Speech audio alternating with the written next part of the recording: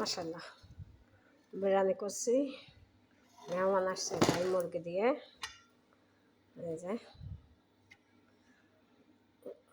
ওরা কয়েছে কি হোটেলের মতন বিরিয়ানি হবে, তাই সেরকম করে বানানো হয়েছে।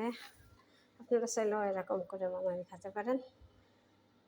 কষার মধ্যে মুরগি আপনারা অনেক মেহমান আসলে 2টা মুরগি নেবেন কি 3টা মুরগি নেবেন, নিয়ে 3 পিস রোপ দেবেন, দই যেটা বলে টক দই দেবেন, জিরা মশলা যেগুলো মশলাগুলো দিয়ে দেবেন, হালকা পাতলা করে পেঁয়াজ রসুন আদা এগুলো দিয়ে দেবেন, দিয়ে একসাথে মিক্স করে নেবেন।